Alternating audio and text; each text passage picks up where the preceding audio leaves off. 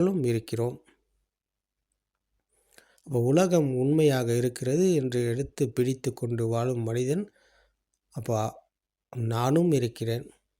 உலகம் இருக்கிறது என்றால் அப்போ நானும் இருக்கிறேன். அப்போது நான் இருக்கும் இந்த உலகத்தில் எனக்கு நல்லது, கெட்டது, இன்பம், துன்பம், லாபம், நட்டம், புகழ்ச்சி, இகழ்ச்சி என்று எல்லாமே இருக்கிறது. அப்போ எல்லாம் இருக்கும் உலகத்தில் நான் இருக்கிறேன். அப்போ எனக்கு தாய் தந்தையர் இருக்கிறார், சகோதரர் இருக்கிறார், சகோதரி இருக்கிறார், நண்பர்கள் இருக்கிறார்கள், வீடு இருக்குது, காசு இருக்குது, தங்கம் இருக்குது, சூரியன், சந்திரன், மாமரம், பலாமரம், மேசை, கதிரை, இப்போ இது எல்லாமே இருக்கிறது. அப்போ எனக்கு அப்போ எல்லாமே இருக்கும் உலகத்தில் நான் இருக்கிறேன்.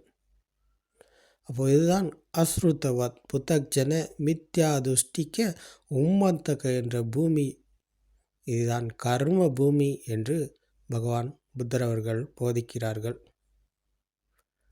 அப்போ கர்மத்தை சுமந்து கொண்டு கர்ம பூமியில் வாழும் இந்த மனிதன் உலகம் உண்மையாக இருக்கிறது என்று எடுத்து பிடித்து கொண்டு வாழும் இந்த மனிதன் போவது கர்மத்தை சுமந்து கொண்டு அவருக்கு பிறப்பு இறப்பு என்ற பயணம் தொடர்கிறது. அப்போ இந்த தொடர்ச்சியான தொடர் கதையில் இவர் போய்கொண்டிருக்கிறார்.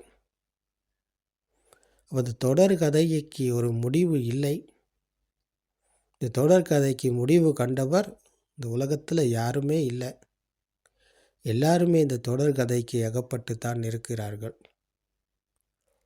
அப்போது இந்த தொடர் கதையிலிருந்து மீண்டவர் தான் பகவான் புத்தர் அவர்கள். அப்போது அங்கே கதை ஒன்று கிடையாது. கற்பனையிலிருந்து மீண்ட கதையிலிருந்து மீண்டு சிலபஸிலிருந்து மீண்டு கனவிலிருந்து விழித்து கொண்டு சத்தியத்தை புரிந்து உணர்ந்து பிரத்யக்ஷம் அடைந்த பகவான் புத்தர் அவர்கள் போதனை செய்தது நாங்கள் நினைப்பது எங்கேயுமே கிடையாது என்று. அப்போ நினைப்பது எங்கேயுமே கிடையாது என்றால் அப்போ அந்த நினைப்பில் இருக்கும் நாங்கள் இருப்பது மாயைக்குள் அறியாமையில் இருக்கிறோம். அறியாமையின் காரணமாக மாயைக்கு அகப்பட்டிருக்கிறோம். அதுதான் மனதின் மாயை. இந்த மனதின் மாயைக்கு அகப்பட்டு மனம் சொல்வதையே செய்கிறோம். மனதின் பின்னே ஓடுகிறோம். மனதுக்கு அடிமையாகியே இருக்கிறோம். மனம் என்ன சொல்கிறதோ அதை தான் நாங்கள் செய்கிறோம். அப்போ மனதுக்கு அடிமையாகித்தானே நாங்கள் இருக்கிறோம். எண்ணங்களின் பின் தானே ஓடுறோம். அப்போ எண்ணங்களின் பின் ஓடும் நாங்கள் இருப்பது மனதுக்கு அடிமையாகி அல்லவா? அப்போ மனதின் மேலும் வழி எங்களுக்கு தெரியாட்டி எந்த நாளும் எதைத்தானே நாங்கள் செஞ்சுக்கிட்டு இருப்போம். பிறந்ததிலிருந்து ஒரு மனிதன் சாகும் வரை இதைத்தானே செய்து கொண்டிருக்கிறார்.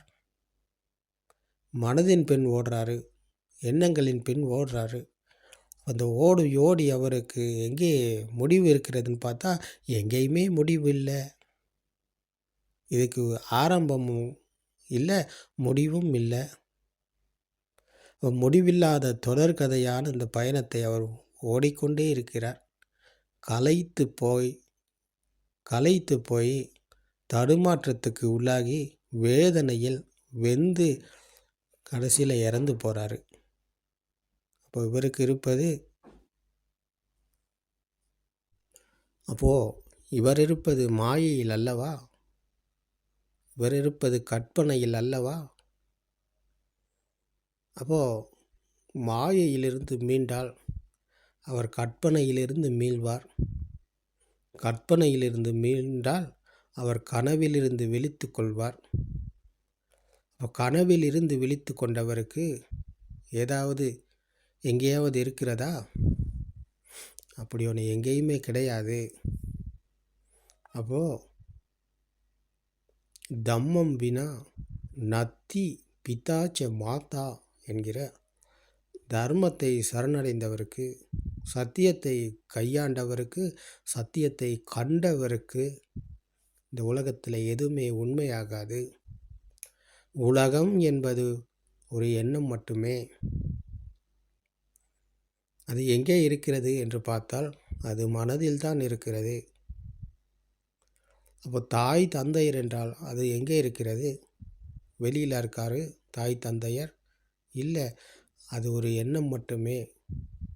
அது மனதில் தான் இருக்கிறது. தாய் என்பது கண்ணுக்கு தெரிந்தது வர்ணம், காதுக்கு கேட்டது சத்தம். அப்போ பிறந்த குழந்தைக்கு தாய் தந்தையர் இருக்கலை. அப்போ சத்தமும் வர்ணமும் இணைந்தது, கொடுத்தாங்க. தாய் தந்தையர் என்ற சத்தத்தை கொடுத்தாங்க. குழந்தை, நான் உனது தாய். பாபா, நான் உனது அம்மா. எங்கே சொல்லுங்க செல்லம், தங்கம், சொல்லுங்க அம்மா, சொல்லுங்க அம்மா, சொல்லுங்க எங்கே அம்மா, சொல்லுங்க அப்படின்னு சொல்லி வர்ணத்தை காட்டி, கண்களுக்கு வர்ணத்தை காட்டி, காதுகளுக்கு சத்தத்தை கொடுக்கிறார்கள். அப்போ இது இரண்டும் இணைகிறது. கண்ணும் காதும் இணைகிறது, சத்தமும் வர்ணமும் இணைகிறது. அப்போ இணைந்த போது உருவான உணர்வு தான் அம்மா. அது வரைக்கும் அம்மா இருக்கலை குழந்தைக்கு. அப்போ இங்கே உருவானது அந்த உணர்வு. அம்மா வெளியில் இருக்கிறார் என்ற உணர்வு ஒன்று உருவானது. அந்த உணர்வு தான் மனம் உருவான விதம். அதுதான் ஆன்மா உருவான விதம். அப்போ சம்பந்தம் இல்லாத இரண்டு ஒன்றாக இணைந்தால் ஒரு சக்தி பிறக்கும் என்று பகவான் புத்தர் அவர்கள் கூறுகிறார்கள். சம்பந்தம் இல்லாத இரண்டு, கண்ணும் காதும் இணைந்த போது ஒரு சக்தி உருவானது. அது கரண்டை போல.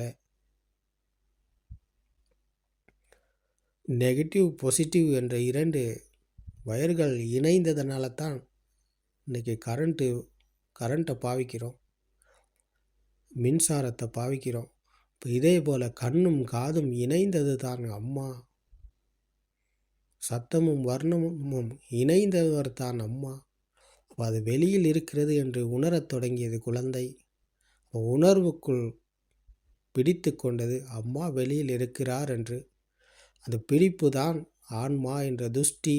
இப்போ துஷ்டியில் தான் குழந்தை பிறந்தது. அதுவரைக்கும் குழந்தை ஒன்று அங்கே இருக்கலை, குழந்தை ஒன்று அங்கே பிறக்கலை. அப்போ குழந்தை பிறந்தது மனம் உருவான விதத்தில், ஆன்மா உருவான விதத்தில் தான் குழந்தை பிறந்தது. அப்போது இது கொஞ்சம் கொஞ்சமாக வளர வளர அம்மா வெளியில் இருக்கிறார். அப்போ அம்மா என்னை, குழந்தை இன்னும் பெரியாள் ஆகும்போது அம்மா என்னை படிக்க வைத்தார், எனக்கு பால் ஊட்டினார், என்னை குளிப்பாட்டினார், என்னை தாளாட்டினார் என்ற கதை உருவானது இப்படித்தான். அப்போது இந்த கதைக்கு சொந்தக்காரர் யார்? சொந்தக்காரர் ஒருத்தர் கிடையாது. சொந்தக்காரர் நான் என்று நாங்கள் நினைத்து கொண்டிருக்கிறோம். அந்த நினைப்பின் மாயைக்குள் தான் நாங்கள் வாழ்ந்து கொண்டிருக்கிறோம். கற்பனை உலகத்தில் வாழ்கிறோம். அம்மா இருக்கிறார், அம்மா எனக்கு பாலூட்டினார், என்னை சீராட்டினார், என்னை காப்பாற்றினார், என்னை பள்ளிக்கு அழைத்து சென்றார், எனக்கு பாடம் கற்பித்தார் என்ற கற்பனையில் நாங்கள் வாழ்கிறோம். அப்போ அந்த கற்பனையிலிருந்து விடுதலை அடைய முடியுமா? உண்மை என்ன, சத்தியம் என்னன்னு தெரியாமல், உண்மை என்ன, சத்தியம் என்னன்னு தெரியாமல் எங்களால் இந்த மாயிலிருந்து விடுதலை அடைய முடியாது, இந்த கற்பனையிலிருந்து விடுதலை அடைய முடியாது. அப்போ கற்பனையை நாங்கள் புரிந்து கொள்ளணுமா இருந்தால், கற்பனை எப்படி ஆரம்பமானது, மனதின் மாயையிலிருந்து நாங்கள் விடுதலை அடையணுமா இருந்தால் மனம் எப்படி உருவானது என்பதை முதலில் நாங்கள் தெரிந்து கொள்ள வேண்டும். தெரிந்து கொள்பவர் தான் ஸ்ருதவத் ஆர்ய ஸ்ராவகர். அவர்தான் அஸ்ருதவத் புதக்ஜன மித்யா துஷ்டிக உம்மந்தக பூமியிலிருந்து மீளும் வழிக்கு வருபவர் ஸ்ருதவத் ஆரிய ஸ்ராவகர். அப்போ இங்கே தான் வழி அவருக்கு திறக்கிறது. அப்போ இதுதான் பகவான் புத்தர் அவர்கள் போதனை செய்த வழிக்கு வரும் விதம் இங்கே தான் இருக்கிறது. ஆரம்ப நிலை இங்கே தான் இருக்கிறது. சத்திய தர்ம போதனையை கேட்கணும். சத்திய தர்ம போதனையை கேட்கும் ஸ்ருதவத் ஆரிய ஸ்ராவகருக்குத்தான் வழி திறக்கிறது. அப்போது இந்த சத்திய தர்மத்தை கேட்கும் ஸ்ருதவத் ஆரிய ஸ்ராவகர் விமர்சனம் செய்கிறார். சத்திய தர்மத்தை கேட்கிறார். மனம் உருவான விதம், ஆன்மா உருவான விதம் பற்றி அவர் தர்ம போதனையில் கேட்கிறார். கேட்டு நடைமுறையில் இதை ஒரு விமர்சனம் செய்து பார்க்கிறார். விமர்சனம் செய்து பார்க்கும்போது அம்மா என்பவர் வெளியில் இருக்கிறாரா? அம்மா என்பவர் வெளியில் அல்ல. பிடிச்சு பார்த்தா ஒரு இறுக்கமான பாரமான தன்மை, அதற்குள் உஷ்ணமும் இருக்குது, குளிரும் இருக்குது. அப்போ கண்களுக்கு தெரிந்தது வர்ணம், ஒரு வடிவம். காதுக்கு கேட்டது சத்தம். மூக்கால் முகர்ந்து பார்த்தா ஒரு வாசனை. நாக்கால் நக்கி பார்த்தா ஒரு சுவை. அப்போ இந்த சென்சர்களால் உள்நுழைந்ததைத்தான், இந்த சென்சர்களுக்குள் உள்நுழைந்ததைத்தான் நாங்கள் வெளியில் இருக்கிறது என்று பிடித்து கொண்டிருக்கிறோம். அப்போ இந்த சென்சர்களை தவிர எங்களுக்கு வேறு எந்த ஒரு அனுபவமும் இந்த உலகத்தில் இல்லை. கண்களுக்கு தெரிவதை வெளியில் இருக்குன்னு சொல்கிறோம், காதுக்கு கேட்பதை வெளியில் இருக்குன்னு சொல்கிறோம், மூக்குக்கு உணரும் வாசனை மற்றும் துர்நாற்றம் வெளியில் இருக்குதுன்னு சொல்கிறோம், நாக்குக்கு உணரும் சுவை வெளியில் இருக்குன்னு சொல்கிறோம். அதே போல் இந்த உடம்புக்கு உணரும் குளிர், உஷ்ணம், இறுக்கமான பாரமான தன்மைகள் வெளியில் இருக்குன்னு சொல்கிறோம். அப்போ இந்த சென்சர்களை தவிர எங்களுக்கு வேறு எந்த ஒரு அனுபவமும் இல்லை இந்த உலகத்தை பற்றின. கண்களுக்கு தெரிவது வெளியில் இருக்குதுன்னு சொன்னால் அப்போ சென்சருக்கு ஸ்பாக் ஆனது தான்.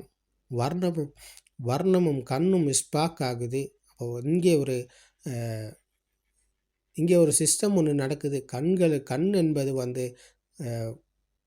கண்ணுக்கு தெரிவது. அப்போது எனக்கு தெரியுதுன்னு நான் நினைக்கிறேன். காதுக்கு கேட்பது எனக்கு கேட்குதுன்னு சொல்லி நான் நினைக்கிறேன். அப்போ அவங்க நினச்சிக்கிட்டு நான் பிடிச்சிக்கிட்டு இருக்கேன். அப்போ வெளியில் இருக்குது அப்படின்னு. கண்களுக்கு தெரிவது வெளியில் இருக்குதுன்னு நான் நினச்சிக்கிட்டு இருக்கேன்.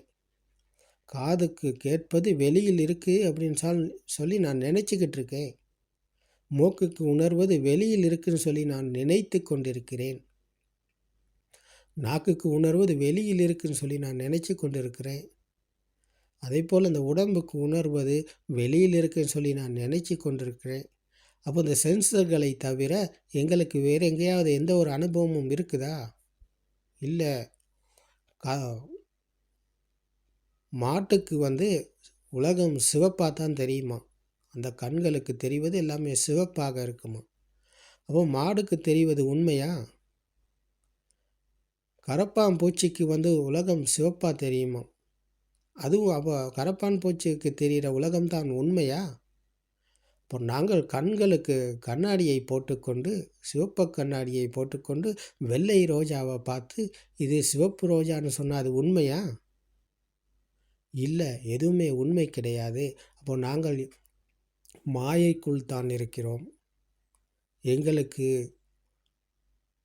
இந்த சென்சர்களை தவிர எந்த ஒரு அனுபவமும் இல்லை. கண்களுக்கு தெரிவதை தவிர, காதுக்கு கேட்பதை தவிர, மூக்குக்கு நாக்குக்கு உடம்புக்கு உணர்வதை தவிர வேறு எந்த ஒரு அனுபவமும் எங்களுக்கு இல்லை. இப்போ உலகத்தில் நிறைய ஜீவராசிகள் இருக்குது. அப்போ அந்தந்த ஜீவராசிகளுக்கு ஒவ்வொரு அனுபவம் இருக்குது. அதுக்குள்ள சென்சர்களின் படி அது இயங்கும். அப்போ அந்த உணர்வுக்குள் தான் எல்லாமே இருக்கிறதுன்றது அந்த ஜீவன் உணரத் தொடங்கும். அப்போ அதே போல் அந்த மனிதனாக பிறந்த எங்களுக்கு இந்த 5 சென்சர்கள் இருக்கிறது. இந்த 5 உற்பத்தி நிலையங்கள் இருக்குது.